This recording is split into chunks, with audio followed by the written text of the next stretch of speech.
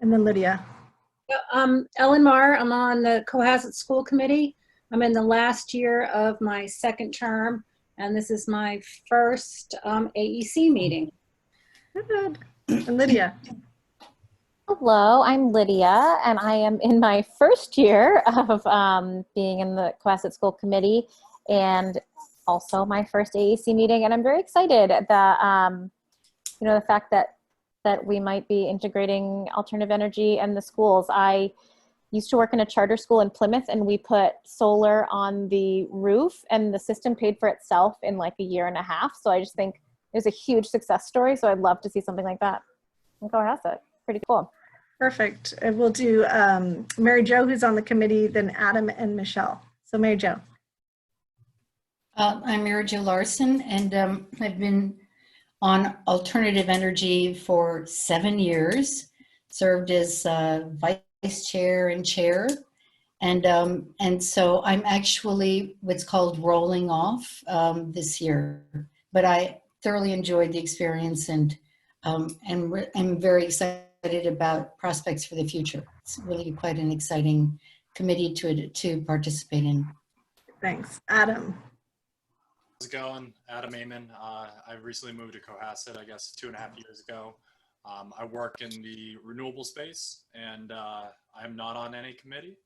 I guess I technically submitted an application to be on the committee, but happy to help out in any way that I could. Great. And Michelle. So Michelle Leary, I am the procurement and contracts manager for the town, and I am the liaison to the AEC committee. Great, thank you. All right, very good. So let's just hop straight into the minutes. We distributed, I think this morning, the minutes of July 15th, and I'd like everybody to take a moment to review them if you haven't already, and then be looking for a motion to accept in a second from the committee members. And then once we get that, we'll have to roll call our vote, which means you say your name and then your vote.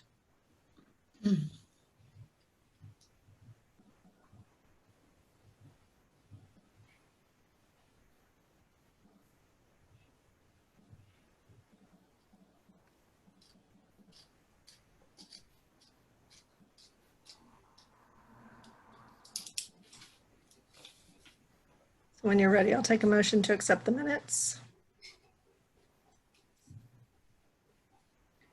Mike Schmidt, motion to accept the minutes for July 15th for the Alternative Energy Committee.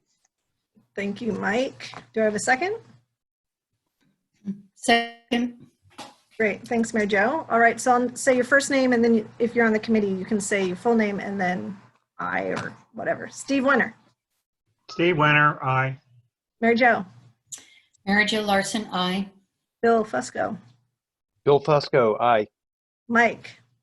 Mike Schmidt, aye. And Tanya Bodell, aye. Thank you. We've accepted the meeting minutes, so we'll put final on and send those for posting. As you saw, when we have some presentation slides, I put them in the minutes to create a document, but also so that those are now public. So I think some of what we've been producing is very helpful. And for folks who are new to this committee or haven't participated before, feel free to go onto the town website. Their minutes are posted, we're up to date, and as well as the agendas, but the minutes are the most interesting, and in the back, whenever we've had a presentation, we've included the slides. So there's some good explanation of what's going on in the industry and what we're trying to achieve. All right, so that's great. Next is, hold on, I had my agenda up and then I pushed it down so I could see all of your faces.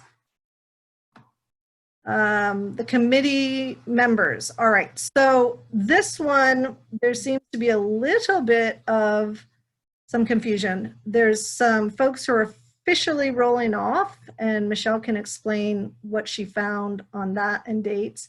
And then we've been encouraging people who are interested in being on the committee to submit their resumes and application form to the town. There's an official process for that. As I think most of you know, the select board decided to postpone the appointments to the end of August. So there's still a little bit of time to get your application in. but there's a lot of great people who have done great work already, great people who can do great work, and we're looking for very active members. As the committee members know, everybody has something that they're championing, and there is some great work that's going on. And somebody told me the other day that we're known as the committee that is getting so much done. It's incredible.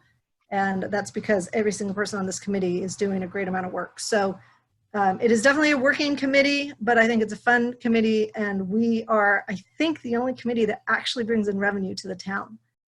So of any sizable amount in the form of credits or savings. So we have saved the town more than $500,000, and I think we can get up to $1 million in the next 5 years.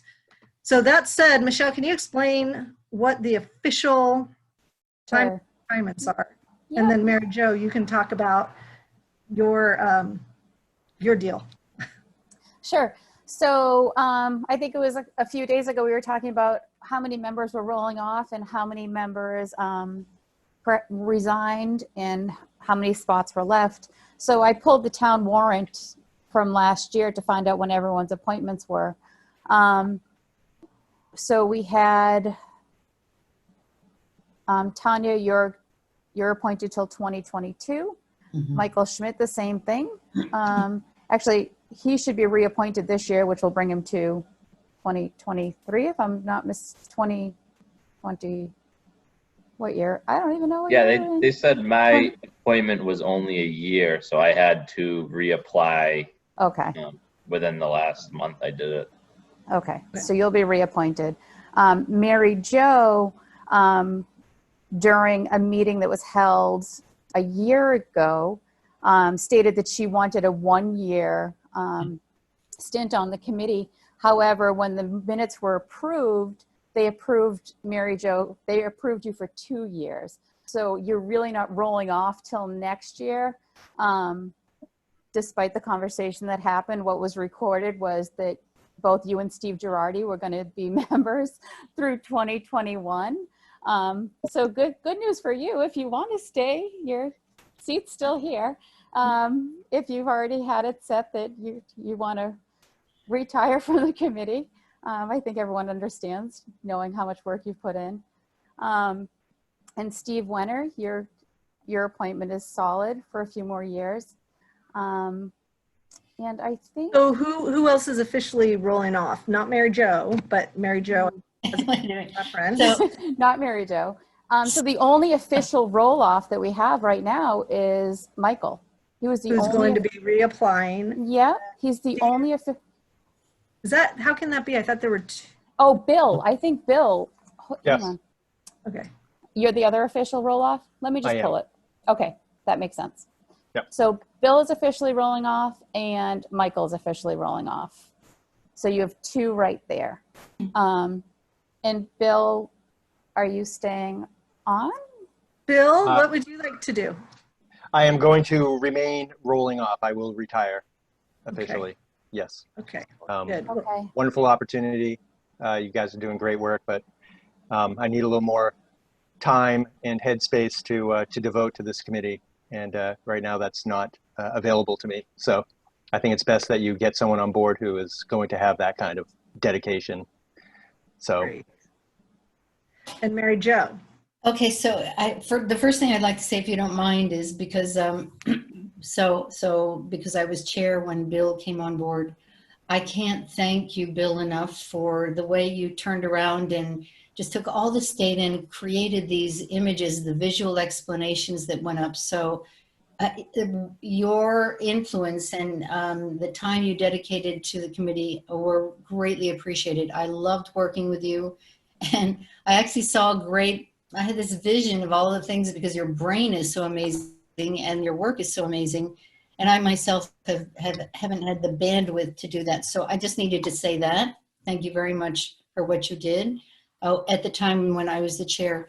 For myself, okay, so there's an error here. Actually, Michael Schmidt was supposed to have the 2 years and I was supposed to have the 1 year, which is not my error. It's the whoever took the notes. I don't know what to say. I mean, probably Steve Girardi could verify that, but definitely explicitly no question, and you're welcome to check with Diane. I said, you know, I'll continue for one more year, because if you remember, well, there's a long history. Anyway, so that said, So you're mentally psychologically, rolling off, I have which is rolled off. fine, which is fine. And I, as I mentioned to you when I saw you, I've loved working on this committee. It's the best. It's, you know, it's partially what happens in our lives and the timing, and just knowing inside this is the best time, because I didn't want to stay on the committee. You are actually moving on to really good quality technical work that is beyond my scope of expertise.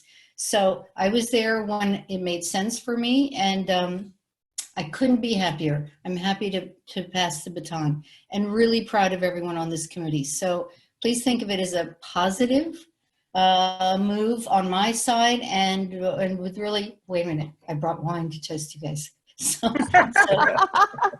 a toast to you. I loved working with you. And Michelle, you have been fantastic, really good. I mean, Steve, so many of you that are just right at the forefront in your field. So it's a great committee. And Deborah, I didn't see you that often, but I was definitely conscious of your influence. So I'll definitely be there in spirit, but it's the right time. So okay. Thank you, Mary Jo. I appreciate it. And Mary Jo, thank you. You have been a force on this committee, as you know, the backbone of this committee for many, many years. And you're very good at recruiting people to take over for you. So I chased you. I chased you at the art fair. I chased you. I staked out your house. I mean, no question. I appreciate that. I appreciate that. And Bill, thank you as well. I echo what Mary Jo said. You've brought a clarity to much of the data on this, and just having your thoughtfulness has been wonderful. So we appreciate it. I greatly appreciate that. Thank you. No, thank you. So Michelle, we have 1, 2, 3, 4 roll-offs, one of whom would like to stay. That's Mike. And obviously we'd like him to stay. And then that gives 3 openings, with Steve Girardi's resignation, which had been appointed to Marie Christie McDonald, who shortly thereafter moved to Situate. So we have 3 open spots. And fortunately, we have great talent interested in joining. And I think, you know, in addition, obviously, to Mike reapplying, Adam has submitted an application, which is wonderful. Tyler, who's on our microgrid subcommittee, has submitted an application. Debbie has indicated interest. She's been on our subcommittee for community aggregation. And frankly, that's perfect. I mean, that's the way, this is just a message to everybody in town. The way these committees are supposed to work is get involved with one of the subcommittees, and then as openings happen, you're in the know, you're there, you're knowledgeable, and hopefully, you know, that helps you roll back up onto the committee when there's an opening. So in addition, I know there are other applications that are in the queue as well. So it's nice to be a committee that's vibrant and has a lot of deep bench. And when the ultimate decision is made, if you aren't chosen, I highly recommend people to work on some of our subcommittees. It's exciting, and we're doing a lot of great work, and we can really use the expertise. So I want to encourage everybody to apply, who is applying, anybody apply who wants to apply. And if you are nervous about applying but want to get involved with our subcommittees, I encourage that too. So thank you, everybody who's done such a great job. This has been a pleasure working on this committee with all of you. So we appreciate all the work of the people who are rolling off. Okay, liaisons. I guess let's talk about liaisons. Lydia and Ellen, what's going on with our liaisons? Before we move on, when can sure. we expect appointments? Okay, so let me just also encourage everybody who's submitting your application to be on the town and communicate like a dog with a sock that has peanut butter on it. Because if you don't, there's not always a lot of great communication back and forth. And I think people often wait to be invited to the select board meeting where they're appointing, and that's not always how it works. They sort of assume you're watching the agenda. So I will try to be more proactive, and Michelle, if you can work with me to be proactive on making sure people know how to apply, where to apply, and when the appointments are going to be. But my understanding, Mike, is that you are still on this committee until you're replaced or re-enrolled. Okay. So Bill and Mary Jo, I'm hoping you guys get to retire this month, but if the select board doesn't appoint somebody to take your place, we still need you in September to get our quorum. But I'm encouraging, trust me, Michelle's seen the emails. I'm very strongly encouraging Diane Kennedy and the select board to move on this quickly so that we have a full 7 members, because we've got lots going on right now. And we need all the expertise and arms and legs we can get. So the last communication I saw, Tanya, was that August 25th would be the day that they would make those appointments. And I know that Debbie submitted an application. It was well received. I was on all those emails. And that should be just because it was current. So if you submitted an application a while back, I would just encourage you to almost resubmit it if you would, just to keep it fresh and in front of people. Because a lot has happened in the past few months. And I would hate for anything to be missed just because everyone's kind of been moving at a fast pace. So I would just encourage that. Sorry, Tanya. No, that's fine. All right. That's fine. And I think Adam has also submitted, and like I said, Tyler, I encourage him to resubmit. He had submitted the first time, but I encouraged him to resubmit. And then again, anybody else who's interested, we encourage submissions as well as participation on the subcommittee. Okay. Liaisons. Ellen and Lydia, are there official liaisons for the school committee yet? Or do we have the pleasure of having you both in an official or ad hoc way? Lydia and I are official, and we're going to tag team. If one of us can't make it, the other will be there. And we will report out, much like Gina Stino and Jen Madden did. We'll report out at our meetings your updates to the school committee. And we'll keep this group informed as to any significant projects that are going on at the schools that would have cross interest. I think that's great. A lot of what we're going to need right now is communication back and forth between the committees. And I did speak to Craig, who I think is the chair of the school committee. And we talked about just timing, and obviously the school committee has other things that they're very focused on tied to the reopening and virtual education. But he and I spoke about the need for communication and the two of you playing that role, but also, he and I even having discussions. The one thing I did say is we are in the process of going forward with the RFP, the request for proposal, which we'll talk about. And key message for you, Ellen and Lydia, is if there's any, don't touch it, don't include it, explicitly say, don't even consider this, we should know that. On the other hand, I think when we talk about the RFP, what we'll say is this is really an information fact-finding as well as a potential request for proposal to get some price points and identification from the bidders as to what sites they think are the best and why. So the more open we are, the more we can let them be creative. But if there's anything that, as we move forward with the RFP, which is going to be imminent, and we'll talk about that, I think, almost next. We just want to make sure the school committee is in the know, all communicated with, and that there are no surprises. Okay, great.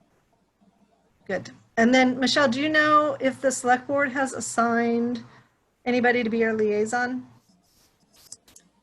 I don't know that for a fact. I thought Corey was really interested, but I don't know if he's officially been assigned. Carrie also was interested, but I don't know where that shook out. I don't know I don't know if they've appointed any liaisons to any boards at this point. Okay, so I copy all of the members of the select board on the agenda emails, just so everybody knows, so they're aware. And obviously they can also go and look at our agenda. We do meet once a week. We've been trying to meet the second Wednesday. We can revisit that at the end of this meeting if we think that that's not a good day for folks.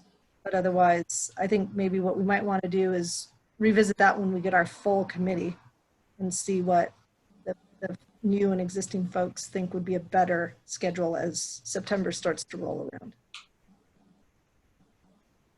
Okay, and then also I guess, Mary Jo, as you're rolling off, you were liaison to the town hall committee with Yes. Patricia. So we might need somebody to take on that role. But again, I think we'll wait till we get the full committee and worry about that then.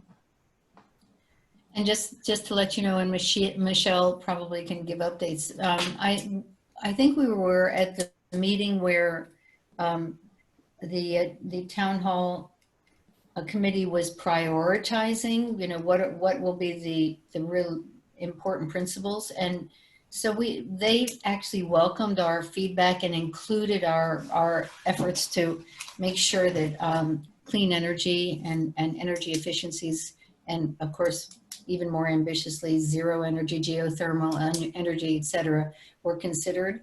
There's been a certain period of time where, and Michelle, I don't know if that's changed, but they have not been addressing that level of work. So there's no pressure that I know of right now for a representative, although Pat was also very, very interested. So she attended meetings with me. Michelle, I don't know if there's an update from your side, but for a while, there really wasn't anything going on related to decisions around energy. Yeah, it's much of the same, Mary Jo. We've kind of taken a little pause on that committee.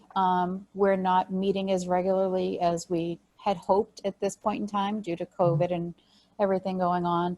We are picking back up a meeting next week.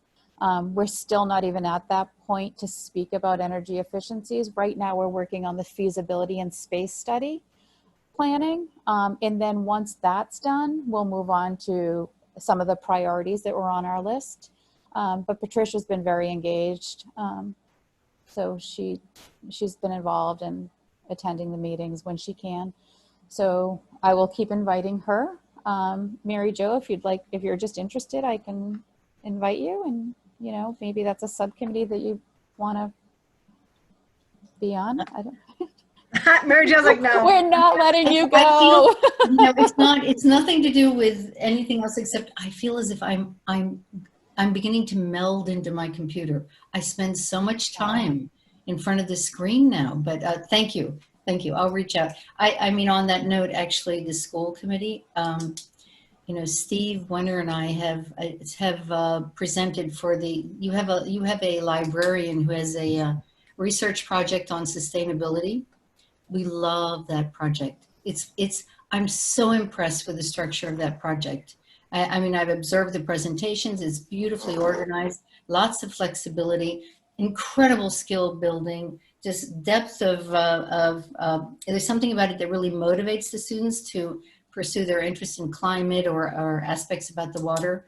I mean, those are the types of activities that are just, they're incredible resources for you as you think, okay, how do we mainstream climate into the curricula? So I do some work in experiential learning. In fact, that's my work. So I'm happy if you ever say, you know, I'd like somebody to help with that. Be sure to check with Steve and myself, and there are others that just really, really applaud the work that's going on there. Okay. Thank you. You're welcome. Yeah, you know, also on that, we've talked in the past, and we would encourage, if the school committee feels like it'd be helpful to get a student liaison on the Alternative Energy Committee or two, we would love that.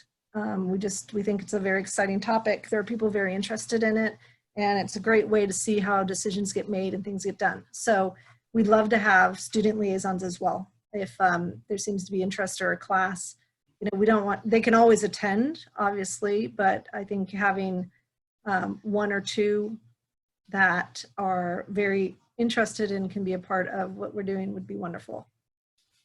But we throw that at you, an invitation, not a requirement.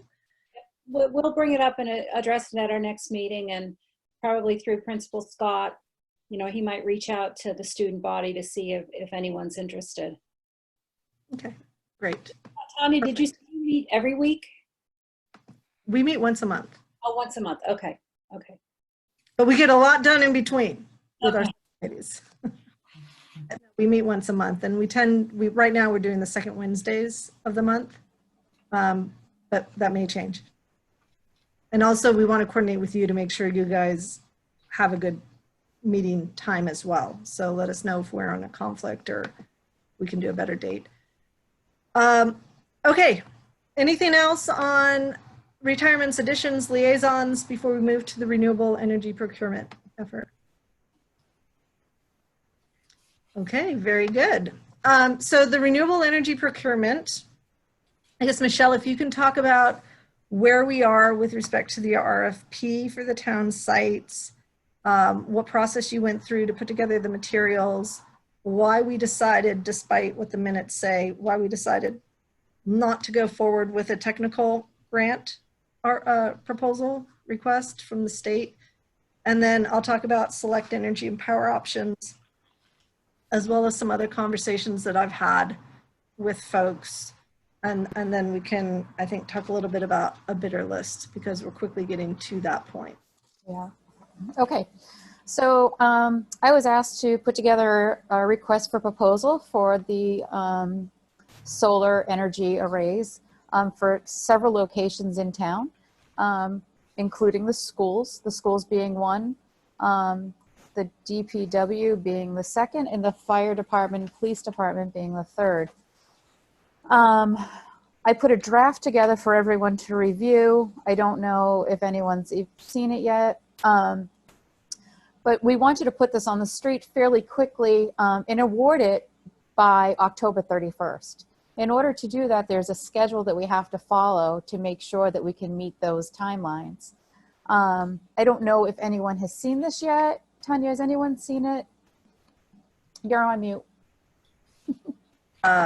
No, so I'm planning on finishing my review and edits to that. I mean, we're putting out the request for proposal for all 6 sites, right? Not just the 3 town sites. We're including the school sites as well. So all 3 schools.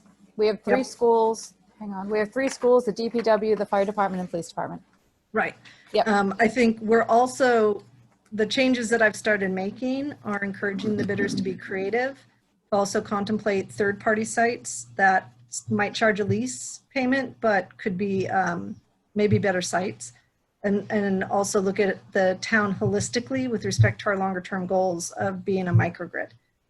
So those are mainly the changes that I'm making, but otherwise, Okay. I think it's a very good structure. I am happy to, we don't have right now an RFP subcommittee.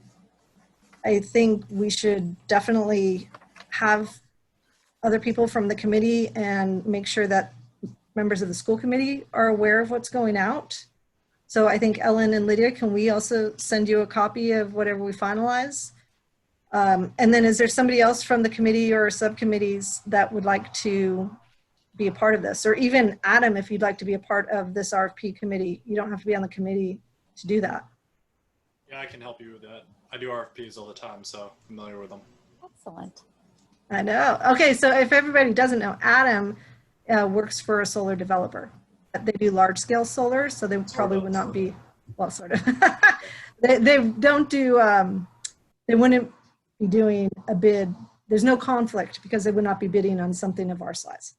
Yeah, Right. we don't do residential. We don't do behind the meter.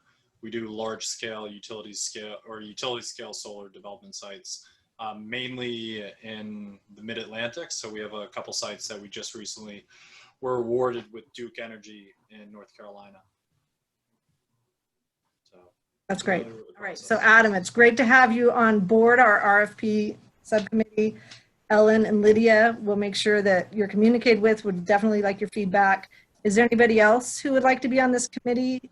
No pressure, because I know everybody's busy with their own things or rolling off. But if there's somebody else who's dying to be on this, let us know. Otherwise, you can be on the evaluation committee once we get the responses.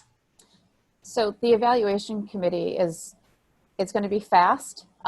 So I encourage anybody who wants to be on the evaluation committee to really look at the time frame before you commit, because oftentimes we have people say they want to evaluate all the proposals. However, you know, life happens and then they can't get to it, and it's a lot of materials to go over. So I would just ask, if you do commit to it, make sure that you do have the time, because it's quite an undertaking.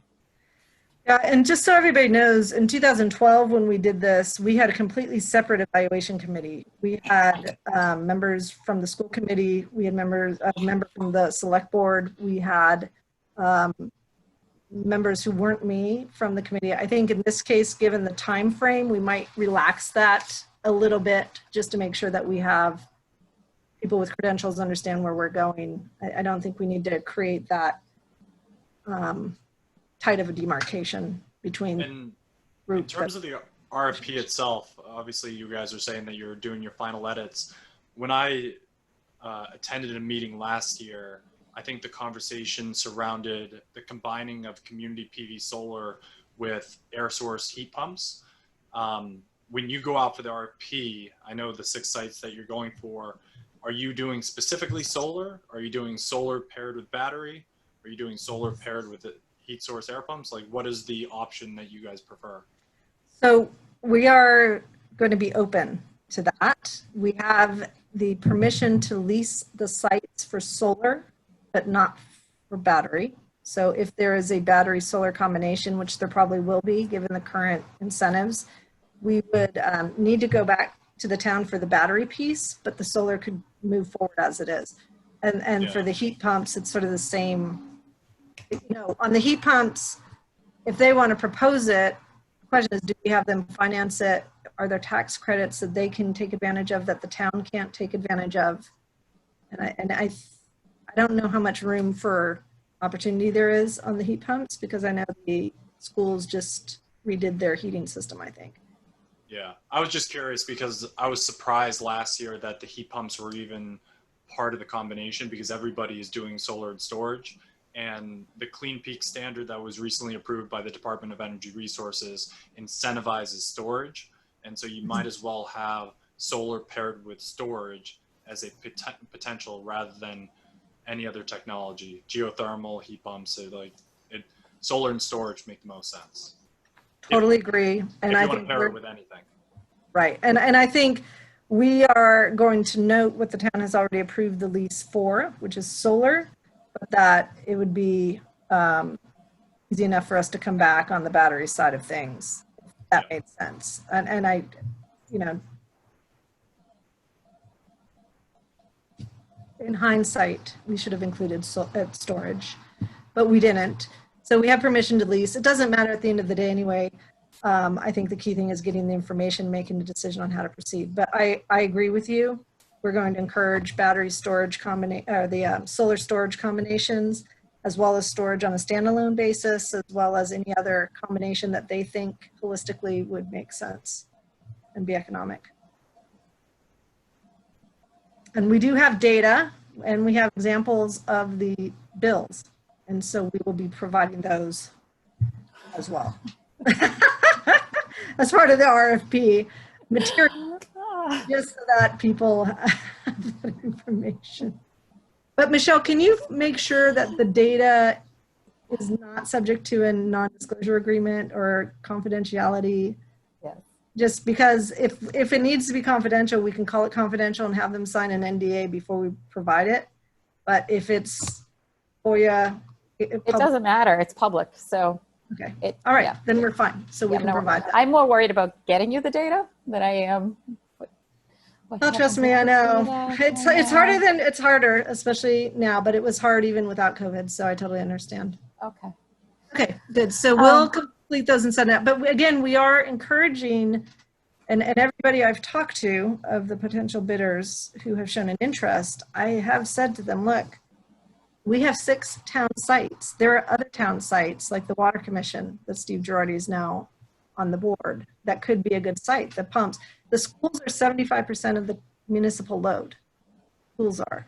So it's important to deal with the schools. But if, you know, we have old roofs at the schools, again, we're going to give some examples and discussion about this in the RFP because I think as part of a background document, we need to know, actually, Ellen and Lydia, what the schedule of replacing the roofs is.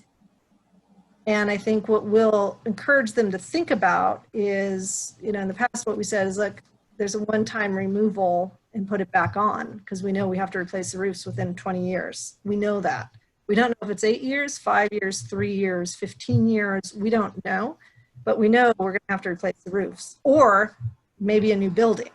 So we want them to think flexibly, and maybe what they do is they start with one site. It might be the last to have the roof replaced or be replaced, or they start with a site that maybe has only 5 years left, and then they move those panels to another site. I know it's not optimal. Adam's like, oh, that's a nightmare. It's a nightmare, but it's our reality. Well, I'm just thinking, obviously, the roofs are an issue if you have to replace them, especially after seeing the cost of replacing City Hall or Town Hall, whatever it's called. I think, Tanya, you and I had discussed this before, there's a contract currently out there for the MBTA parking lot, and no one is commuting to the city at the moment.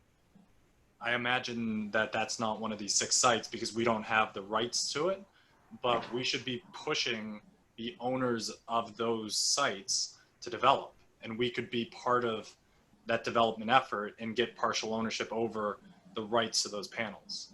Like, to Yes. me, that seems like the most logical choice of accelerating the solar development, because all the sites that you combined probably, I don't know, I would say is half of what the train station would produce by itself, depending on the Interesting. size, the area that you have on the roofs of all these different Right. places. Yeah, well, Yeah. again, there's three, go ahead, Steve. Oh, I just have a question for Adam. Do you know what the status is on the canopy proposal for the Cohasset Depot? I know that, they had put it up in Hingham and Nantasket, and I had heard a year and a half ago that they were going to do it at the Cohasset parking lot there for the train depot. But then I heard some scuttlebutt that there was some problem, and it seems like it's been delayed. Or do you know what the status is, or what? Yeah, so I'm actually trying to find the name of the company that won the initial MBTA contract, but they sold it to a private equity firm that's based out of Westport, Connecticut, called True Green Capital. I actually know the managing director of True Green Capital, so if you need me to put some pressure on the status of that, I can do it on behalf of Cohasset to figure out exactly where it stands. The name of the initial company was Omni Novatus, or Novitus. And you can, if you go to Omni Novitus's website, you can see that it's part of their portfolio, but they've been dragging their feet because I think they ran into balance sheet issues and weren't able to fund all the projects that they had won. And so that's why they went to a private equity firm to raise some additional capital. And honestly, I don't know what they're doing. They just expanded the SMART program, and there's an incentive for canopies. I think you get an additional 6 cents a kilowatt hour. Yes, right. So to me, it's a no-brainer, but whether or not that 6 cents covers the construction costs and the steel, I'm not quite sure. I hadn't built a canopy before. Okay, so it isn't some sort of regulatory problem that's causing a delay. Licensing or something. It's financial. Well, the one in Hingham is a different situation because it wasn't energized when everyone expected to be energized, because there was some sort of pushback against the environmental concern. So I don't know if that was unique to Hingham or unique to the way in which the developers built the projects. There wasn't enough information, and I think there is a lawsuit in Hingham. And honestly, I don't know if those things are even producing power right now. So maybe we can get them for 25 cents on the dollar and just move them over to Cohasset. We should try to get ownership. We should. I mean, our preferences on site in Cohasset if it's a third party. But Mike Schmidt, you were sort of looking at this a little bit or trying to figure out what was going on. And Steve Girardi was involved with the projects in Hingham, and he couldn't really say what was going on, but it sounds like there was some litigation that had held him up, and he didn't see it going into Cohasset just because of all the problems they were having. And then there's an infrastructure problem at the location in Cohasset where that 3-phase that runs down 3A, I believe, is a step down 4 kV area. So National Grid has to do a good amount of upgrading before they'd be able to even utilize that site. So I think that was another piece of the puzzle, so to say. What Yeah. about the Situate site, right? It's smaller though. I don't know anything about Situate. Okay. And one thing that I had, I guess, recommended last year is if there is issues surrounding the step up to get onto those transmission lines, you keep a lot of the power there and incentivize people to drive electric vehicles by having charging stations and keeping a lot of that power locally at the train station itself, rather than trying to get it back to the town. You know, or the depot station. You don't have to cross a public right of way to get to the TOD, not the depot station, the TOD, the retail stores and homes. And so I have talked to Schiffman about the workstation, and he did put me in touch with the owner of the building right next door to the Cohasset MBTA about potentially creating that type of microgrid, if you would, because it helps take off some of the load while still making use of the facility. And if the town's the off taker under the incentives, but an emergency situation could allow it to be used either for electric charging and or the TOD transit oriented district, that might be a good combination. Yeah, I don't know if we have a contact for someone at the MBTA. I think it'd be worth hearing from them exactly where it stands, or, I mean, we're kind of hearing, third-party information. I think it's Well, I worth think, talking Adam, could directly. you make an appointment, or could you not make an appointment, but do you think you could reach out and explain where we are on things? And if you want to use any of our materials that's public, I'm happy to send some to you, and either have an initial discussion with your contact there or create a call where we can talk about our interest in the MBTA site and microgrids and how we might be able to work with them. Yeah, the Yeah, question I is- don't know anyone there. I know Steve Girardi may. I can ask him to see if he can give me that information. Right, but Mike, what Adam said is the company that Steve was working with has sold the rights to develop Oh, To- okay, company, and Adam knows somebody there. perfect. Yeah, unfortunately, do we have a chat box here that I could actually type some of these things into, or no? Like the Q&A isn't available at the moment. Why not? Okay. Hang on, it should be. There's no There's a open question. Q&A, I don't see a chat. I see your question. Can you see or hear me? I know, but the Oh, only thing- no. We're panelists, so we're not allowed to ask questions. Uh, The Q&A is only for audience members who are not panelists. So I'm wondering, would it be best, Adam, if I put you as an attendee and you can type all this in the question category to Yeah, keep maybe. your notes in one place? Yeah, unless- I just wanted to share the name of the company, and then yeah, I can certainly reach out to the people that I know. The question is what you want me to ask. Are we trying to take over ownership? Because at the end of the day, if we try to take over ownership, it's going to cost money, and then there's going to be risk. Like Mike had said, that if we're not able to physically build the site, then we're going to be out of money. No. We can't. The town can't take over ownership until all of the incentives are used up. We don't have taxes to offset the tax credits. So we would be an off-taker. Yeah. We'll have And maybe at the end of a 20-year agreement, we would have, that's what we have right now in our contract with the old landfill. At the end of the 20-year agreement, we have the ability to negotiate the purchase of the panels and the site. Well, we own the site, but of the equipment. Okay. The only reason I mentioned, I know the municipality is not tax efficient, and there isn't a way to take advantage of the ITCs from an ownership perspective, unless you were to have a tax equity investor be involved. But there is other structures that you could potentially consider. So you're not just an off-taker, you are the one that is ultimately responsible. So I don't know what the town prefers, but yeah, just Well, send me, I think the thing is, we don't want that site to go unused. In my mind, that is a key, a potential microgrid that could be critical to the downtown mini grid concept. yeah. We have to have National Grid on board because we'd have to go across public rights of way to get the power to the town.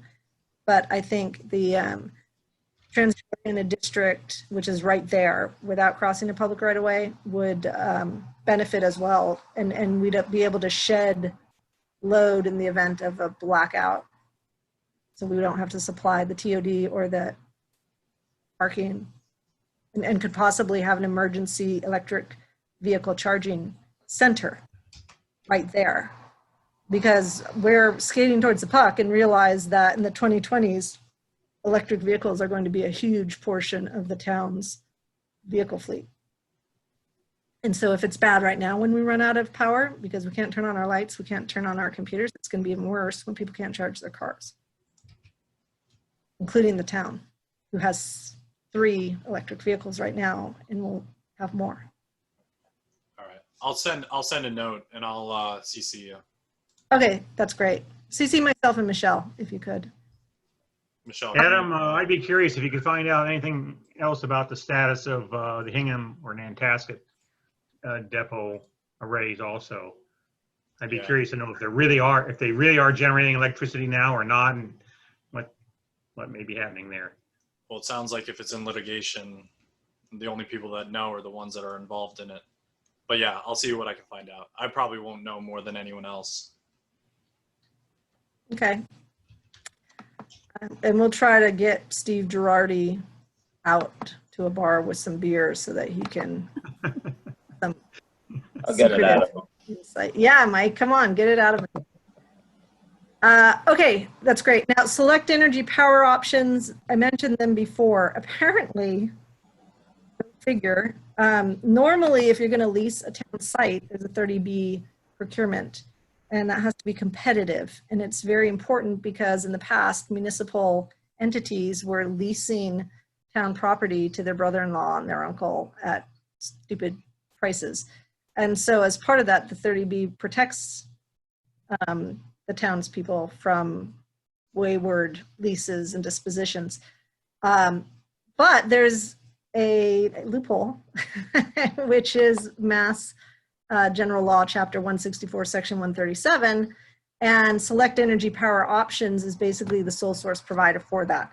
We have been in contact with them. They've been approaching us. Michelle has been giving them information and data and electricity bills so that they can come back to us and give us a proposal of what they could do.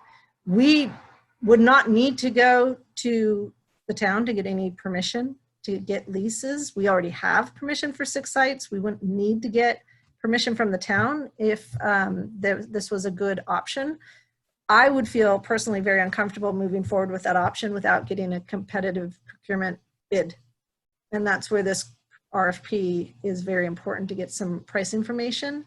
But it may be that there's a combination that Select Energy and Power Options can do for the entire town for all 6 sites, plus water commission, sewer, other, that makes the most sense. And they could do that like that. So we are interested in hearing what they have to say. They've been gathering information from us, and we're going to be looking forward to what they are going to produce. We've made it very clear to them, we're putting out a request for proposal. Of course, they would prefer we don't. They'd rather have a sole source with them. But again, we need to have some type of price points to understand what the best options are. Because frankly, the town only has so much energy we can buy. And we want to make sure it's at the most economic prices that meets our objectives for reliability and resiliency. So we are pursuing this option with Select Energy and Power Options. And I just want you, the school committee, to know that this is a possibility as well. They are going to be doing some site visits soon, as will the bidders for the RFP. And then on private site outreach, we've done some of that. I don't know who had volunteered to do some of that outreach before. And do we have an update on that? I had talked to, if you recall in May, I think I had talked to representative from the Cohasset Swim Center about their parking lot, which is not owned by the town, about putting canopies there. They are open to that idea, especially if there's a lease payment, which there would be. And so I think what we should also do as part of this RFP is identify potential third parties that may have sites that could host this Or if we can't identify specific third parties, make it clear that we as a town would be willing to be an off-taker from these third-party sites if it made economic sense. So is there any other updates on the third-party sites? One thing I just want to mention is I do business with Select, so I already know those guys. Oh, Just send good. me what they put together in terms of their proposal. We will do that once we get it. That'd be great. I think Pat Gooding had reached out to a business, so she was doing some of the reach out or the outreach to local businesses. Obviously, she's not here, but she was part of that. All right, so we'll try to get an update from Pat to see if she has any specific places. And so there are 3 sites that I've reached out to. One is the transit-oriented district. The second is the swim center. And then the third is I've been in discussions with our existing solar array operator who is talking to various locations in town about helping them put solar and microgrid backup generation on their sites. But I've let Palmer Capital know that we are interested in being a third-party off-taker if it makes sense. So I think, again, we can put it out to the developer, and if they have some secret sauce, some third-party sites, that would be great for us. I think a huge potential site is Hingham Lumber. They probably have a massive load, and they have that huge indoor lumber yard that has a pretty flat roof. That would be a perfect spot for solar. So does anybody know somebody at Hingham Lumber? I mean, I know some, I know Mike McNulty, his father, Tom McNulty, is the owner. I just don't know what the proposal is. What would I say to them? Yeah, so Mike, I think what you would say is the town is interested in being an off-taker for solar. We are looking at putting the solar energy arrays on town sites, but we're also interested in making a lease payment to third parties to put it on their site. Mhm. The benefit to them is they get the lease payment. If it makes economic sense, they would get the lease payment, and then they could also, the town would allow them to use that facility and storage as a microgrid to power them on in the event of an outage or blackout. And there might be some arrangement between us that would, compensate us for, I mean, we wouldn't get it anyway, so it may as well get used, frankly. Yeah. As Yeah. long as there's not a lot of wear and tear, which there wouldn't be. So I think that's the proposition, which is the town would be the off-taker. You would get all the equipment when you don't need it because electricity is flowing. The town gets the credit. And when you do need it because your line goes down, instead of bringing in a diesel generator, you basically get the solar and battery combination at no charge or some charge or some, I don't know. We'd figure out what the arrangement is. Yeah. And that would be the deal. What if their consumption is greater than the generation? Why the town then isn't having any offtake?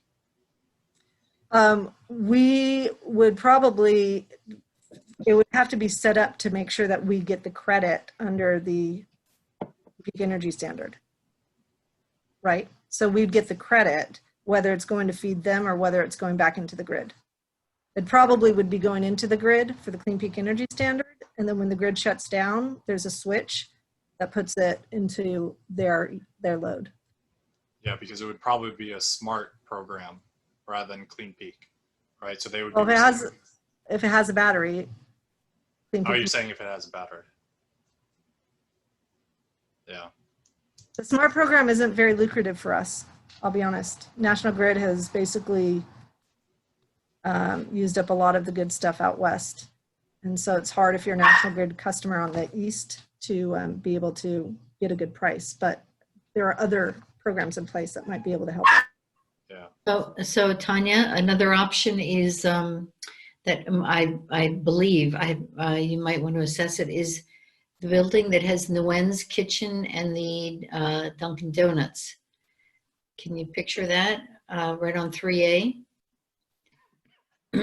So, I mean, just to, as you're trying to get an assessment of potential, that's something to consider. Yeah, frankly, anything along 3A, sorry, that's my dog in the background. Anything along 3A that has heavy load would be great. Sites for us, because it serves two purposes. One, we get the credit for the energy that gets put into the system. And two, it could be the basis for a microgrid in the event of a blackout, which, as we know, we have frequently.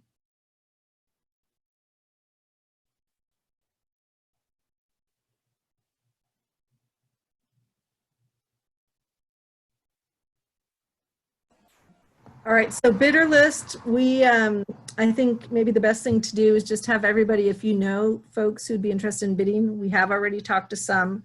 Palmer Capital is interested, Amoresco is interested, NG, I talked to yesterday, is interested, and there are others that people know. So please provide Michelle and name. Dogs hear each other. It's like the witching hour. So please provide us with names of potential bidders. The more we send out to 35 last time in 2012, and we got 3 back. It was also sort of that time, witching hour for solar developers as well. But if there are any people have right now and you want to say their names out so we can get a list, that's fine. Otherwise, send us an email. This is important to make sure we put it out as far as we can. What happens first? Are we going to see the RFP, or do you want the name and lists first? No, we can do it parallel. I don't think it's one or the other.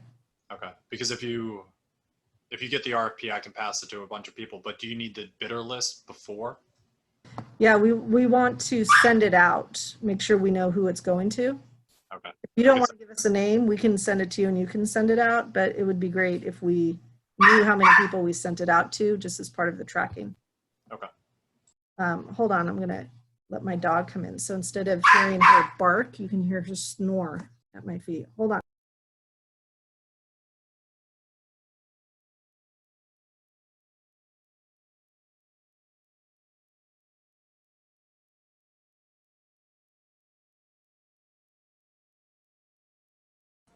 Lydia, did you have involvement at the charter school with the solar?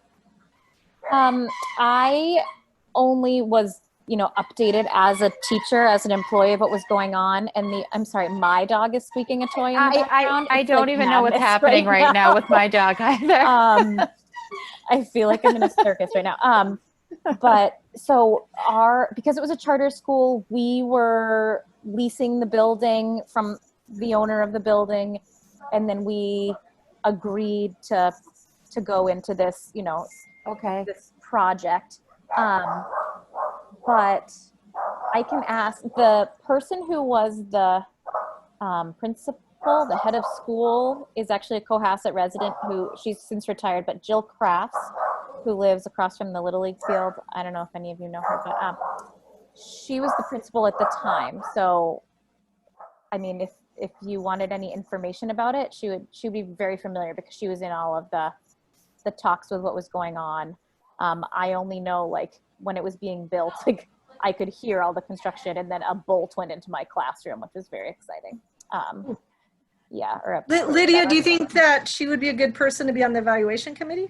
Yes. I don't know. I mean, she has just entered retirement, so I don't know like what her desire. She has tons of time. She has tons of time. She also has tons of grandchildren, so I don't know what her involvement desires are. I could give you her contact information. Yeah, could you make a? Could you please? I could make an email introduction to Tanya and Michelle. Yes, I can certainly do that. And then she is going to be very honest with you, and she'll tell you what she wants to do. Yeah, that's fine. That's good. May as well reach out. Yeah. That's great. All right, very good. Okay, anything else on the renewable energy procurement or questions? Again, this is going to be for the 6 town sites plus any third-party sites or other options. It would be solar as well as battery and solar, any other combinations that people think would make sense. We will make it clear that we're green communities. We've already made significant investment in energy efficiency, so there's not a lot left on that, but that's just for their information. And is there anything else? And this really is, like I said, it's about trying to get in before the end of the year, but also a price finding price disclosure exercise so that we can compare it to other options as well. Now, Tanya, did you have any chance to look at the schedule of the dates that I put forth? Yeah. I mean, it's tight. Yeah. So I just want to caution everyone, if we really want to hit the street on August 19th, I think I have to get it in the central register by tomorrow morning, or it pushes us out another 10 days. It's going to have to push out another 10 days. Okay. I don't think they'll get in by tomorrow. Okay. Okay. Okay. Yeah, sorry, I didn't realize tomorrow was a central register deadline. Okay. Microgrid update and grants. So study grants, Michelle. So I had an interesting conversation yesterday regarding the CLARE grants that we received for both locations. They were in the midst of wrapping up the contract with GE to get us started. However, their main contact was hospitalized and is no longer doing well. So they kind of had to start the process all over again. He assured me that we would have some contract by Monday. And then we could have a kickoff meeting the following week. I think it's a bit ambitious based on the conversation we had, but he was at least shooting for that. Well, at least they're communicating with us. Just so everybody knows, we won $150,000 to study 2 sites, $75,000 each. One is the police fire station and Harborview as a microgrid area, and the other is the DPW station, which is great. And GE was assigned to us as a consultant. So the microgrid subcommittee is going to be the team that's going to be the interface for those studies. So they want, obviously, a team to be able to talk to and interact with, as well as, obviously, the police chief, fire chief, executive director of Harborview, Taffy Nagel, and Brian Joyce, and members of the town, and yourself, of course, Michelle, as our procurement officer. So I think we have the team ready to go as soon as they're ready. Okay, because they did recommend a team of 8 is ideal for a project of this size. Okay, I think we have 8. I think we're there. Yep. I think we are there. Another grant opportunity, I just want to talk about the charging stations, because Pat and Mike worked really hard on finding locations and seeing what they could do with the VW grant that was out there. I did meet with National Grid with our current provider, and we looked at both the Deer Hill School, the Osgood School. There weren't any great locations there for charging stations due to where the power would come from. We looked at the high school, middle school, which we have 2 chargers going in there now. So we have 4 ports going in that one location. They did look, we wanted to see if we could get something on Government Island, perhaps. We're at the high school, middle school. Are those by outside the business office? There's 2 charging ports. So 4 ports, 2 stations. We also looked at additional stations at Town Hall, and I think we cited 2 more charging stations for 4 complete charging stations at Town Hall. Mm-hmm. We just recently installed 2 at the library for 4 ports and 2 at the recreation center for 4 ports. The teen center is going up as well. It's going to be another 4 ports there. So we're saturating as much as we can at the current time with the EV charging stations with very little output from the town. Most of it is grant funded for all of those charging stations. I believe the town's commitment right now is upwards of about $12,000. And that includes the 5-year cloud program and everything. So it's really a good deal for the town. And if we can get those other chargers at the same deal, we would definitely move forward with it. Okay, and can you just quickly talk about what is it the town has to commit to and why the town, thinks this is worthwhile again? Sure. Yep. So as far as our green communities, is that where we're going, Tanya? Green communities? No, the charging, how there's the cloud charging fee. Oh, okay, that whole. For 1 year, buy the electricity for free. Yep, so we use the charge point charging stations. For each charge point charging station, they recommend that you get a subscription to the cloud, which would then allow everybody and anybody from anywhere to find your location and be able to charge there. We did find out using the National Grid grant that we can charge day one. Using the state grant from the VW or the other programs, you're not allowed to charge in year one for anyone using the stations. That's different now because National Grid funded this. So we did just ask last week for pricing of our surrounding communities to see what they are charging. And what they say is that if you have someone charge their vehicle twice in 1 week, it pays for the electricity of each charging station. I don't know how accurate that is. I haven't seen any information regarding that. I asked for the data because it just doesn't make a whole lot of sense. But I did also ask to pull an invoice from the charging station that we have, but it's not broken out. So it's just included in everything else from Town Hall. So we need to find out what the tariff is for the charging stations, Okay. what we're paying. We also, so unlike VW, we don't have to wait a year to charge people. No, we can Okay, charge. but I day know one. for the first three, Chris felt like the town should give it as a Yep. option, Yep. especially because of the towns, people who are working for the town or doing business at the town. Sure. In some of the surrounding communities, what they do is they don't charge during office hours. So anybody working in town can take advantage, or any of the children who have electric vehicles can take advantage of the charging stations. But after 5 p.m., because a lot of times people will charge at a public charging station versus their home charging station. And that's where they're charging.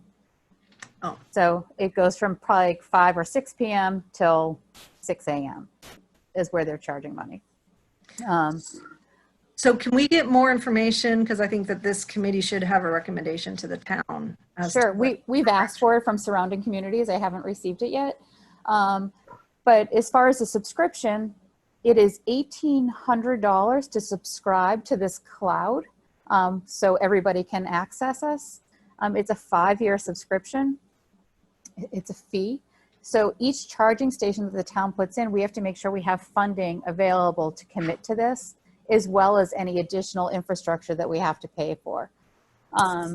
So that's why some of the stations aren't advantageous for us, because it's just cost prohibitive. But I believe Chris is committed to, you know, if it's a minimal cost to the town, which is the $1,800, he's all for it. And we'll be able to get that back plus the electricity once we can charge. How Right. many will we have by the end of the year? 2, 4, 6, 8. I believe 10, 9 or 10. Okay, can you give me, and it can be a handwritten X, just a map so that I can plot out where these are so we can report that to the. I actually have a map. I can send it to you in the morning. We had Perfect. to provide that to National Grid. Okay, awesome. Any So questions? something to look out for on that. Do you know if these charges are curtailed during peak hours? I don't know that. So if you have, if you have 10 chargers and people show up and they're charging between 5 and 9 at night during your peak hours, you could be paying huge demand charges for power during those times, especially if you're not charging for the use of the charger. I know in Hull we give out free chargers, but we curtail the level 2 charging during peak times to kind of promote people to charge after hours and at night. So it's definitely Okay. something to look into. Okay. So I think that's where the tariff is important, Mike, because I'm not sure we have the same arrangement as a municipal light company. But Get charged. the tariff, I doubt it's on a separate meter. It's probably just on like the meter for the town hall. It's just a separate circuit on their main panel. So there wouldn't be a separate meter for the charging station. So these charging stations are just hooked up to each different, whether it's the high school, the library, it's just another circuit behind the meter. Yeah, That's so, what I'm guessing. yeah, well, that's what we have to find out, because if it turns out we are really hindering ourselves by allowing the charging during peak hours, we might want to either definitely charge for that or limit it. Yeah, and I know ChargePoint, that does allow you to curtail during peak hours, so. Okay. So Michelle, We'll look that's an into that. action item for Michelle, Mike. Sorry about that. No, don't apologize.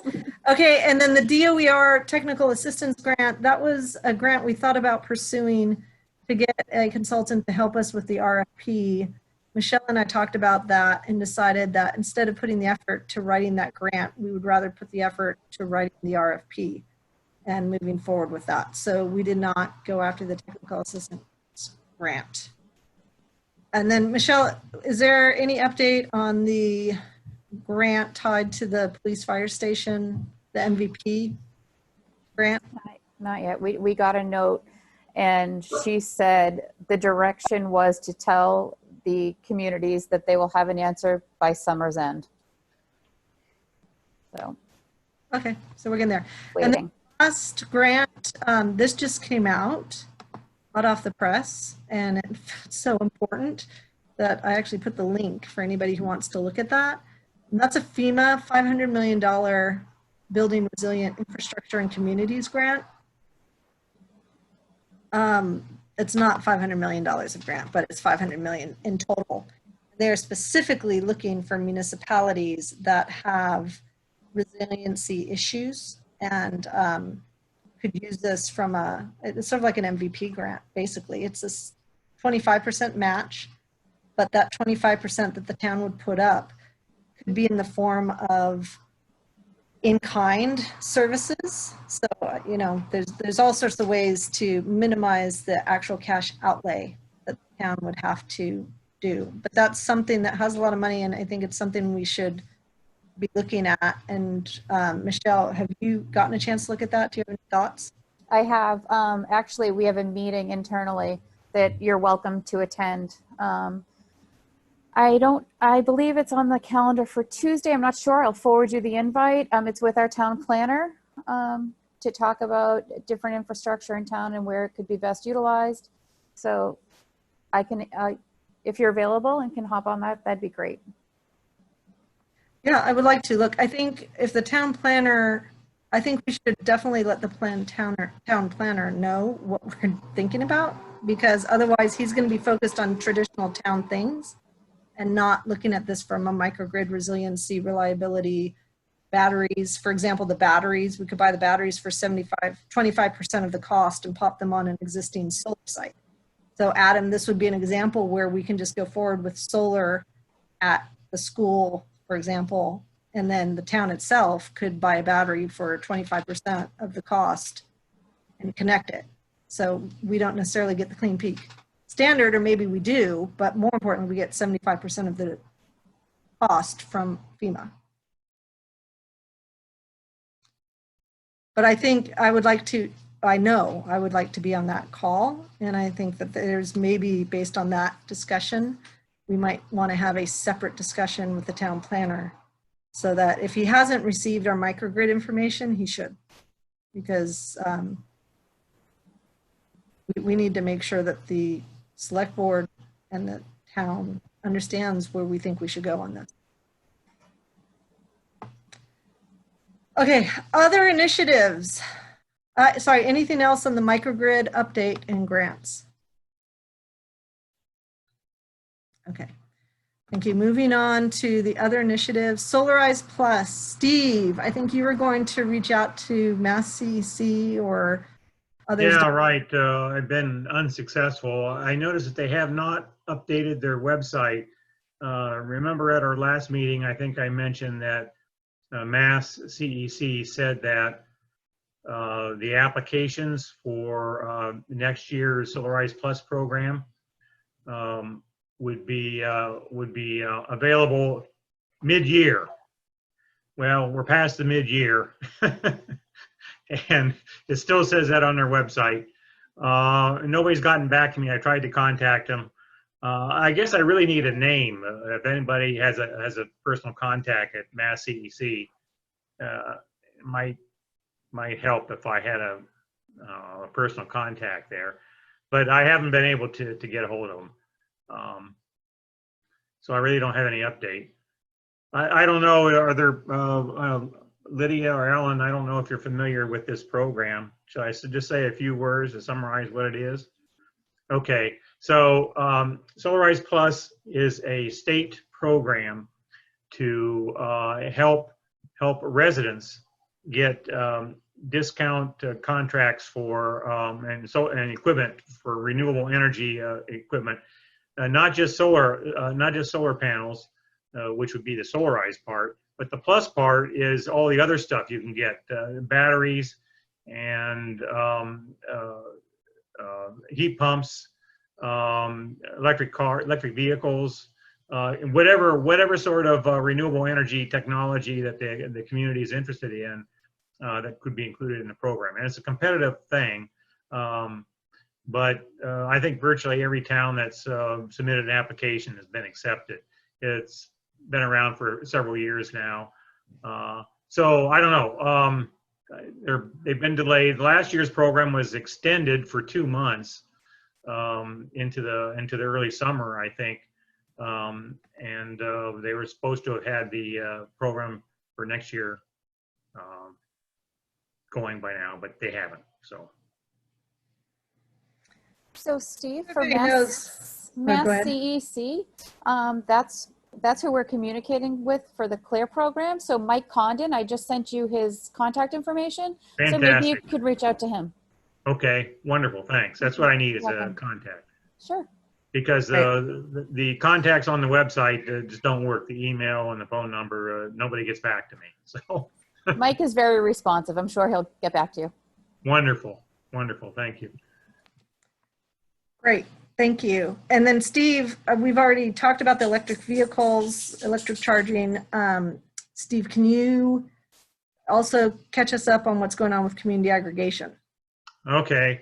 Not much. As you know, the Mass Department of Public Utilities is delayed because of COVID.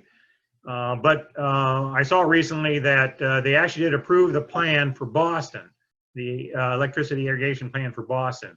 So I called our energy broker and asked him about that. And he got back to me and said that their lawyer, a Good Energy's lawyer, was trying to contact people at Mass DPU to find out, what the status was. He thinks things are going to move along a little bit faster now. He seemed a little bit more optimistic than he was the previous time I talked to him. So hopefully things will start moving now. The log jam will get broken up and things will start happening. I don't have an estimated date as to when they would get the plan approval yet, though. But as soon as we get the approval, then the next step is to for Good Energy to solicit bids. This is a more complicated question, Steve, but maybe you could reach out to John O'Rourke and Reach out to who? or who's at Good Energy that we're working with? Oh, John O'Rourke. John O'Rourke. So if we could reach out to him, and I'm happy to do a call. I think if he understood the context of what we're trying to do in town with physical energy, he may say, well, look, if one of your stores puts solar on the roof, we'd like to buy their RECs or whatever. I mean, there might be an intersection. I think he's only buying the RECs to be able to claim that it's renewable energy. And so there might be an opportunity to keep it in the town. I don't know. Oh, you're suggesting maybe Good Energy would want to buy local RECs? Yeah, I'll bring that up with him. Yep. But of course, he goes out to the open market and tries to get the best price from wherever. It doesn't matter where. But as long as they're Class 1 Massachusetts renewable energy certificates, that's all he cares about. But yeah, if there was some synergy there with our other programs, and if he'd want to buy, but I'm not sure I quite understand how that would work with our current thinking concept for siting solar and batteries around town. for microgrid purposes. I'm So, not so sure. the price that the town has to pay in the contract is going to be dependent on the price that the developer gets on the tax credit and on the RECs. And so they're going to be selling RECs, probably in the open market or maybe even in a forward contract. And so if he's a potential buyer and we have the on-site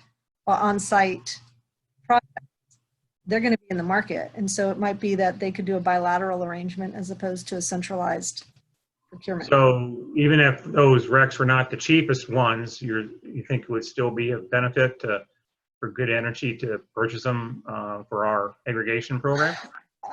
Or if it's what enables us to move forward because there's a longer term contract. I don't know. Just ask him if he's Okay. with towns on that. It's an open question. I don't know the solution, but Okay, I'll bring that up with him and maybe suggest we have a call with the three of us and talk Yep. about it if you like. yeah. And it may be that he goes through a standard centralized market and the centralized markets where he buys his RECs and our developer puts the RECs into that centralized market and that's the way it goes. But if he's doing bilateral arrangements directly with owners of plants, Yeah. it would be. I think he is maybe more in the bulk buying situation. We wouldn't be able to provide enough generation for him to worry about. Because he's got like 12 towns now that he's, or how many towns did he tell me? He has over a dozen towns that he's going to be buying for this year. So Yeah, but there's not a single site that's going to sell that. So he's buying those RECs from multiple. Oh yeah, right. Yeah, and the only thing I would say, I trade Rex daily, so when he does give you the price, just let's make sure we run it past because I could determine whether or not it's fair value. Woohoo! Sure. Adam, you're becoming our secret weapon, man. Great. That's awesome. Okay, perfect. Okay, so the community aggregation update, it's moving itself along, but I think let's do an interim conversation with him just so that he's aware of what we're doing on the RFP, on the microgrids, and on Solarize Plus and the charging stations. And he might have some ideas. I don't know. Okay. Okay. I mean, he might say, look, I can give you a premium price, or I don't know. I don't know. Okay. Anything else on our other initiatives, or is there another initiative that I'm not aware of? I was looking into the electric buses. Oh, yeah. It looks like there's 4 towns in Massachusetts that currently have electric buses. Beverly, Amherst, Concord, and what was the last one? I get all my notes all over the place. Amherst, Cambridge, Concord, and Beverly. Amherst, Cambridge, and Concord, they did a pilot program in 2016 with the DOER. That was the Regional Greenhouse Gas Initiative, something that has since expired for the bus fleet. Beverly did it in 2020. They were supposed to take delivery of a single electric bus this summer, and that was part of the VW settlement. And that was a portion, there was 5 different sections of the VW settlement. The fleet section, which has since closed, is where they got the money for that from. Sounds, I mean, something we should definitely continue to look into. Buses are obviously zero emissions. They have a range of 134 miles and they charge in 3 hours. Ooh. So, and the 3 towns that have had them since 2016 say that the bus drivers are actually asking them to add it to their route because they're completely silent. Sounds like they have tons of torque, easily go up and down hills. It's almost like riding on a monorail. So, and it looks exactly like a bus that you would see in any town. So it's other than what's inside the engine, you can't tell the difference. So. How do we get to pilot one? Yeah, that's what maybe someone at Green Communities would know of a program. Looks like Beverly was the last to take advantage of it in the state. So maybe it's something we can look into. So Michelle, look up Electrify America. Electrify America has a ton of money and they're trying to find places to deploy it. And we've already given planning, capital planning, the heads up that this is something we're looking into. Right now, as you know, we lease the buses.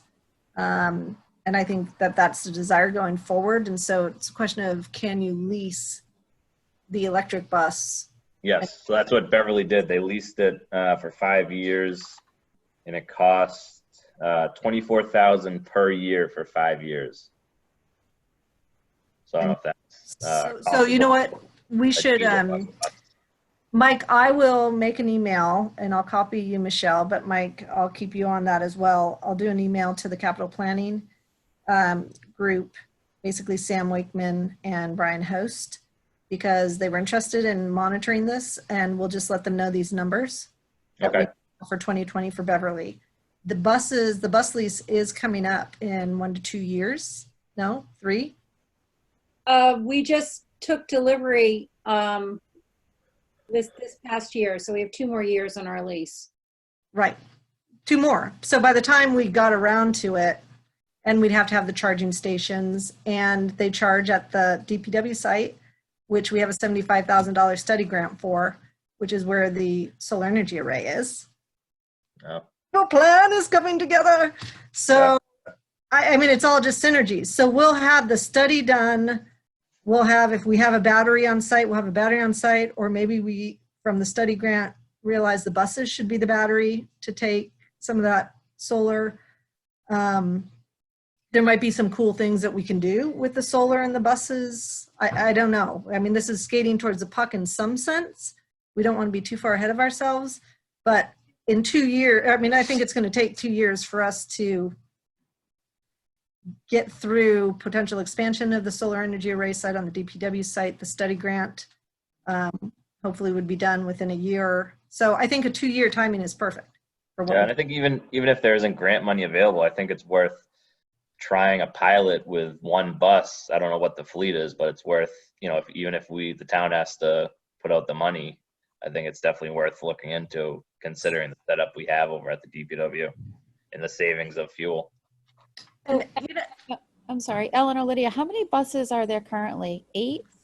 6. Oh, we have 8 leased buses. Oh, 8. Yeah. Okay. I think it'd be good to point out that the maintenance cost on electric buses is very low. That's one of the main financial advantages of them. That's what they said with Beverly and the other 3 towns. They said maintenance is the costs are almost non-existent. Yeah, so you save on maintenance, you pay a little more upfront for the purchase price, but then you save long-term on maintenance and fuel. Yeah, and I think I read the study from 2016, and my understanding was it did not make economic sense without the subsidies that they received as part of the demonstration project at that time, but that's 4 years ago. So I think it would be interesting perhaps to do a call with Beverly and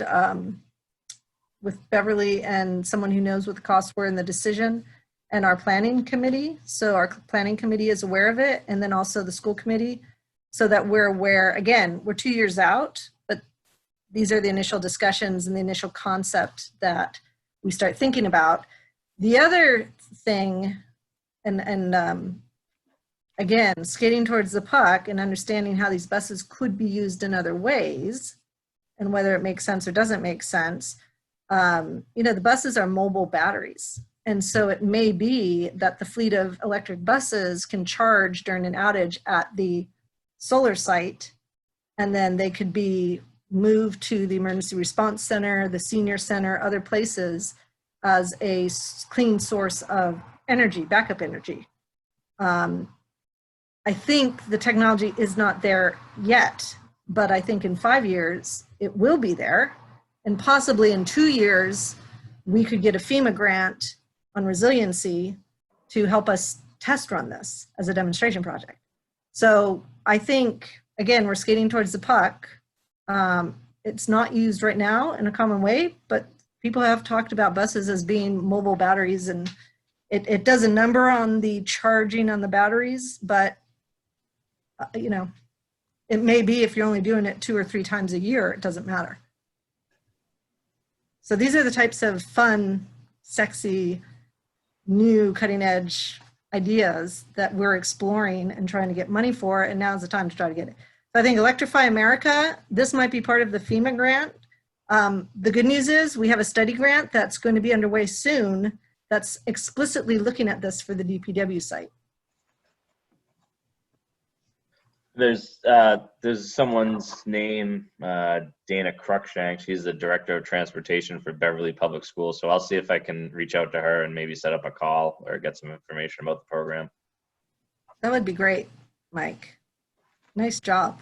So one thing that Mike did mention as well is the Regional Greenhouse Gas Initiative, or people call it RGGI.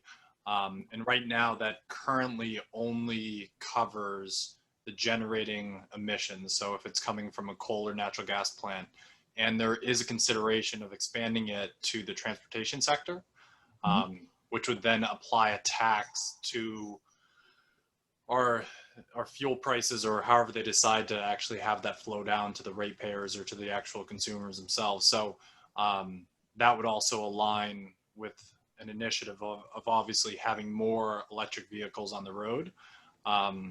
And I don't know if Cohasset would ever take that step of instituting some sort of carbon tax prior to the state telling us that we have to.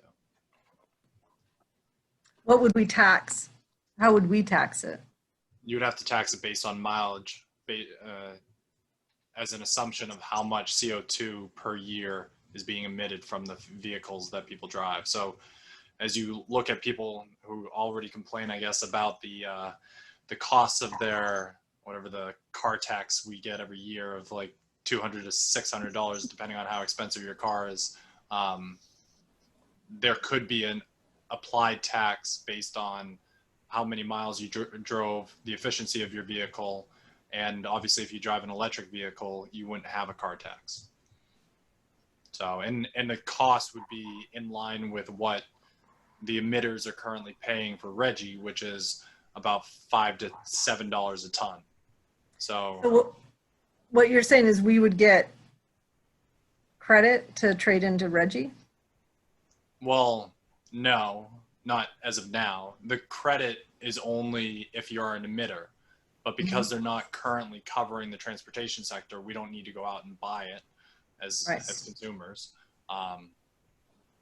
And it's passed down through, like in California, the cap and trade program, it's passed down through the refiners rather than the consumers. And then the refiners pass it along to the cost of the oil. And that's why it's more expensive in California. So it's a gas tax, basically. It's essentially a gas tax, yeah. But you can't do a gas tax because then people would just drive to Scituate to get their gas. Right. So Michelle, we talked at one point about trying to get the data on electric vehicles. We did, and I'm trying. So what I was told, and I remember running into the same exact issue maybe it was last year when we looked for it. Our database, according to two people that have looked into it, do not have the model of the vehicle. The only way you can identify is if they have an EV plate. However, they don't all have EV plates. But I was under the impression, and everyone here gets an excise tax bill, right? On your excise tax bill, doesn't it say make, model, year? Yeah. Sure. It does. So I don't know where that model is disappearing from the database, because it has to be there for them to populate the bills. So I've asked someone else to look into it. I don't even know where else to go, because that's the only way that we can pull, and you guys probably don't even know what I'm talking about, but Tanya asked me to pull how many electric vehicles are in the town of Cohasset. And we tried to do this last year so we could get a trend, how many are we increasing annually? However, I can't get to that number because I can't determine which vehicles are EV vehicles unless they have the EV plate. That was a long explanation, but. Like the Nissan Leaf, it says Nissan. I tried the same thing in Hull, and they have the data at the assessor's office. They wouldn't give it to me. So, I'm a town employee. So Mike, they will give it to you. I'll actually forward you a form. There's a form you fill out, and the reason you can't get it is because you shouldn't have people's license plate information because Yeah. it's tied to That's so what- much. That's what they Right. said. Yep, if you sign a disclosure, so I signed the disclosure to get all the information. I have all the information, but it's not what I need. Oh. And it's funny, if Hull has the model, Cohasset should have the model. I just don't know where the breakdown is and why I can't obtain this information. Yeah. They might not record it. I mean, they might not record it. So I think there's one of two things the town can do, and we should start socializing this. One is have the assessor's office record the model, so we can have it. The other is possibly as part of the assessment, start now to indicate whether it's an electric vehicle or not an electric vehicle. That may be helpful down the line if we create some incentives. And then the third approach, and again, we have to start socializing this, and I'm going to raise it when we talk about the quarterly meeting, and we only have 15 minutes. I'm cognizant of our time. We always tend to do 2 hours. I think it is something the town might want to consider as we move down this resiliency and reliability and microgrid initiative to include it on the census. Just like we indicate, do you have any dogs? Do you have an electric vehicle? Do you have backup generator? Like, these are interesting and important pieces of information for the town to know as we move forward with our initiatives. So I think we could do a survey of the town and ask people to respond. The people who are going to respond are probably going to be the ones who have the backup generators in the electric vehicles and not the ones who don't. So I think it's going to be biased. But if we do it as part of the census or take advantage of information that's already being provided, this is information we need. So I don't know, Michelle, what the thoughts are. I think this is one of the items we present to the Board of Selectmen. I would agree. There's another avenue as well that we kind of went down is the building department. Electrical permit is usually pulled for a level 2 charger. Woo! There you go. It's all public record. Oh, Mike, you're so smart. Hang on. Michelle, can you look and see if we can get the level 2 charger permit pulls? Of course I can. Now the question is, does everyone that own an electric vehicle have an electric charger at their house? Adam, let's not make this more difficult. I know 4 people that have Teslas and none of them have charging stations at their house. What? Yeah, because they use a town hall parking. So I, Debbie Cook, have a Tesla and just use a 110. So, that's all I do, and so I don't show up. So is this maybe a social media campaign? Just you can say all the great things that the AEC is doing and throw this in as a survey item. Okay. All right. Let's figure that out. And I know Carrie Thompson she's a huge advocate of social media and she's always looking for projects. So if she is the liaison to the committee, maybe we can leverage that. So maybe this is an open-ended question to the select board, not a, hey, we'd like to get this information. Here's how we could do it. Maybe that's an open-ended question, which is this is important information as we move forward. It's important information for us to know now. How do you recommend we go after it? And tell them what we've tried to do and then see what else we have to do.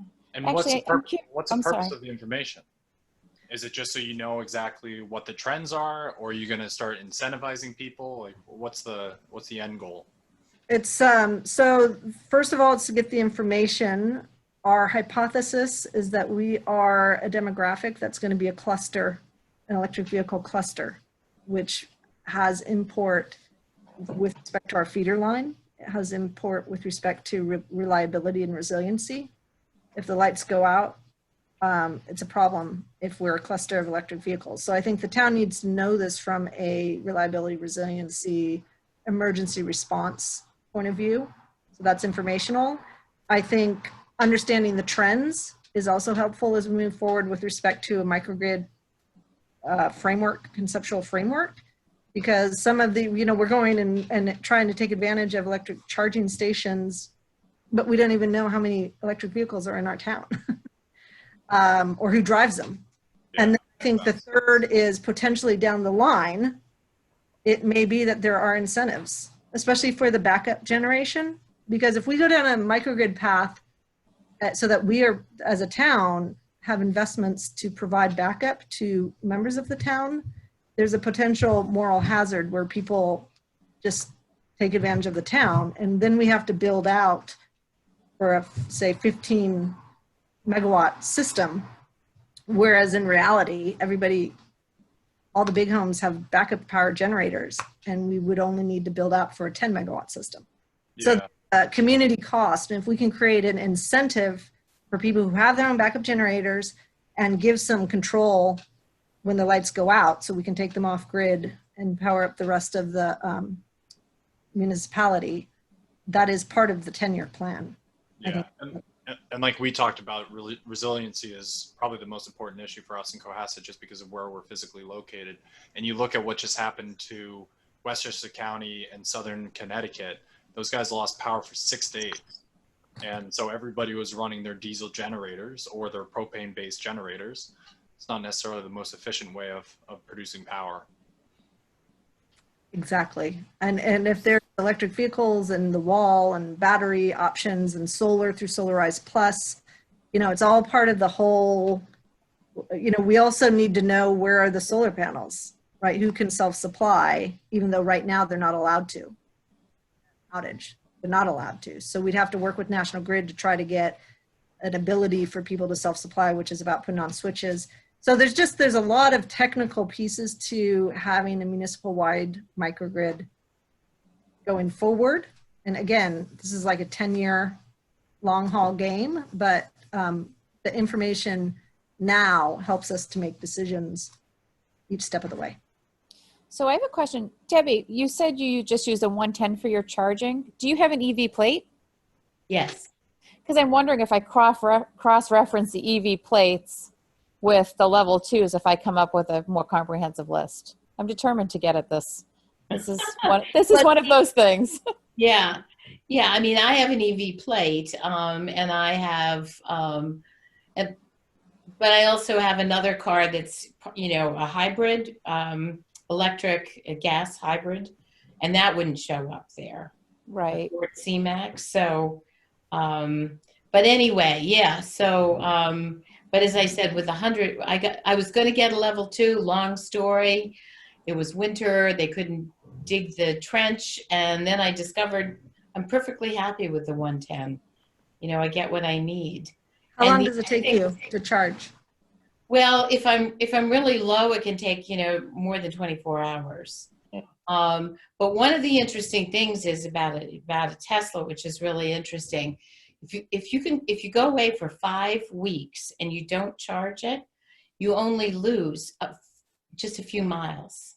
I mean, it's amazing. It's amazing. It doesn't. So a lot of the electric cars that are sitting in people's yards, if they don't get charged, if they're supposed to stay, you're supposed to keep them topped off.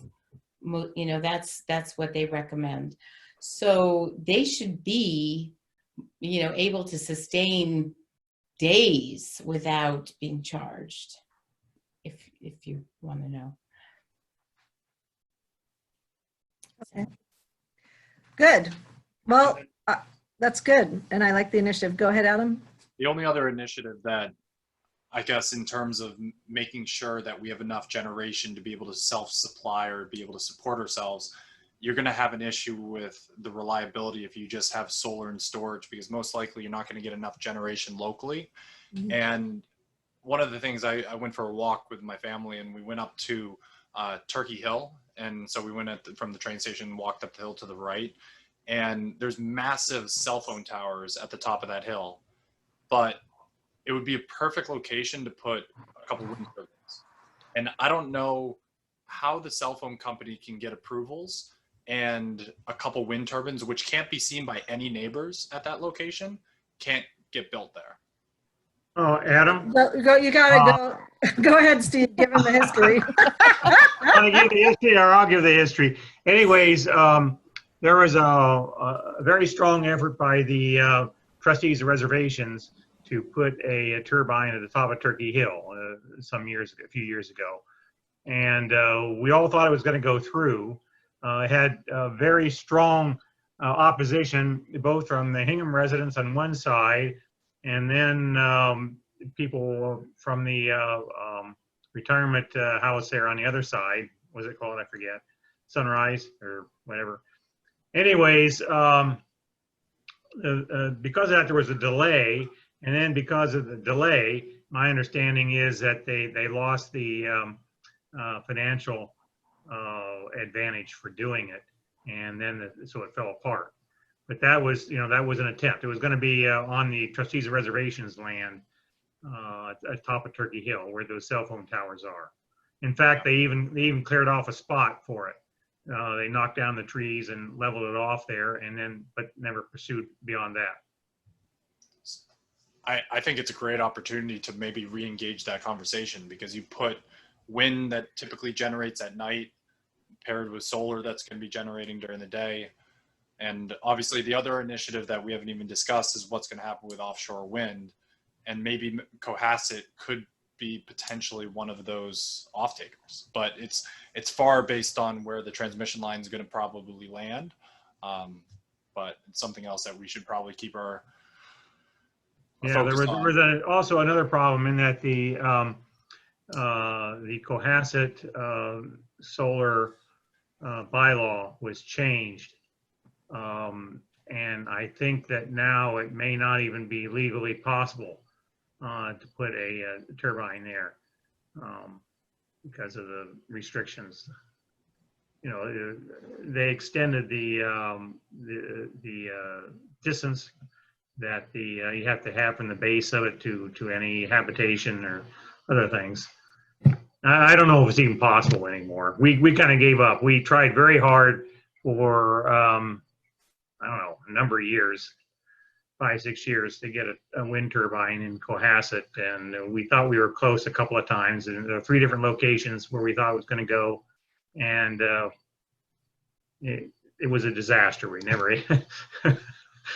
The community opposition was just incredible. I mean, it had women, somebody came up in a public meeting and said they were afraid that wind turbine was going to give their grandmother cancer or something. It was just totally irrational. Now, maybe some of that opposition has been alleviated a bit, but anyways, I don't think it's possible to put a wind turbine in Cohasset. Yeah, I mean, I think Adam, this is you. Feel free, town, and identify sites. We may be in a different place, but right now there are some pretty strict bylaws that make it look like. I suggest if you're interested in pursuing it, to get a copy of the latest town bylaw. There were two bylaws, an original one and then an amended one. The original one was good and made it possible, and then the amended one just kind of put the kibosh on it. But I'd suggest that you get a copy of those bylaws and read them carefully. Right, but I think, Adam, you're absolutely right, and that is a question that we're going to have to address as we look at the microgrid, which is, can we do a microgrid that's 100% clean, or do we have to get rid of the diesel and focus on gas as a transitional benefit? I don't know. So we have to look at that. Well, originally we were going to try to put 2 or even 3 turbines at the top of the Graham Waste site there off of 3A, which seemed like a perfect site. It had good elevation and it was away from a lot of things, but unfortunately, we couldn't do it. Okay. I suggest, Steve, if you and Adam want to give more history on this. Steve is your guy. He's been on the Alternative Energy Committee since inception, almost, I think, right? Or actually, I guess maybe I joined maybe the 3rd year. Yep. So Steve is our institutional history. All right, so I want to close up by 9:30, which gives us 4 minutes. The quarterly presentation to the select board, we have asked and are potentially scheduled for August 25th, I think. So I'm in correspondence with Diane. That's my action item, to get our quarterly presentation. This is part of our mandate, so as long as we're asking for it, we should be able to get it, but obviously they have a lot going on. So we'll be giving an update on all these things. I think instead of taking time today, what I'd like to do is just put everybody on notice. I'm going to send out emails, given everybody's initiatives and what you're doing, to give me some slides or give me some write-ups or give me information that we can then put into a nice presentation format. And Bill, if there's a way we can do a handoff from you to somebody who'd be able to take the information and put it into a pretty format like you do, or if there's a way to take advantage of what you do, we'd like to continue on with that. That sounds fine. We'll make it happen. Maybe I'll work with you directly because I've been known to be able to deal with data. Beautiful. And anything else? So I might, Bill, use this as our excuse to do that knowledge transfer. So is there anything other than key things that we're talking about that we want to make sure we present to the select board? I think we've talked about a lot of things already. So Mike, hopefully your notes will, reflect that. But anything else important that people think we need to talk about? Michelle? No, I'm just thinking out loud. If they're going to make your appointments on the 25th, are they also going to want to see your quarterly report the same night? Well, we're behind on our quarterly reports. If you count the March and May meetings tied to the warrant articles as quarterly reports, we're fine. But if you don't, we were supposed to have one in June. Yeah. Okay. I mean, it got postponed. So I don't know how they want to think. I just fair with the amount on their agenda. I don't know that they, I can't speak for them. So I'm sure Diane will reach out if it's going to be an I'll issue. coordinate. Look, if they have to make the time if they want to hear from us, and if they don't want to hear from us, we're inviting them to our meetings, and hopefully they'll have a liaison, and we have publicly posted minutes and we send those along. So, but under our charter, we're required to do a quarterly update. Okay. All right. Any other business not reasonably known in advance? Okay, another marathon 2-hour, well, it's not really a marathon. The select board does much worse. I mean, not much better. They do hours and hours and hours. So these are monthly. They do take about 2 hours, just Ellen and Lydia, so you know. I mean, we talked about maybe we do it every other week, every 2 weeks, and try to keep it within an hour. We can talk about that when we get our new committee and when we schedule and see what people prefer. But generally, to date, I think the consensus was let's just do once a month, 2 hours, try to keep it within 2 hours, and have the subcommittees deal with some of the details in between. And then that gives the subcommittees time to do what they need to do to then come back and report. And Michelle, time to work her magic on grants and RFPs and procurement and other things. So let's take this up when we have the full committee. But I want to thank you for your time tonight. Anything else before I ask for a motion to adjourn?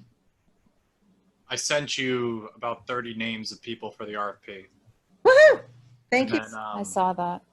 I sent a note to Omni Debatis regarding the train station. And I read the bylaws. Steve, I'm sending you a note. I don't know. Good. Adam, appreciate it. Thanks for participating. Do I have a motion to adjourn? Mike Schmidt, motion to adjourn. Thank you, Mike Schmidt. Do I have a second? I'll second it. Thank you, Steve. Any discussion? All right, we don't have to take a roll call for this. All in favor, just raise your hand. Aye. All right, aye. Thank you, Michelle, for organizing this. Thank you, Lydia and Ellen, for participating. Bill will be in contact, but thank you for all of your hard work on this committee, and we appreciate having your expertise contributing. You bet. Thank Michelle, I'm looking for that contact. I haven't found it yet. you. Okay. It's in your inbox, I promise.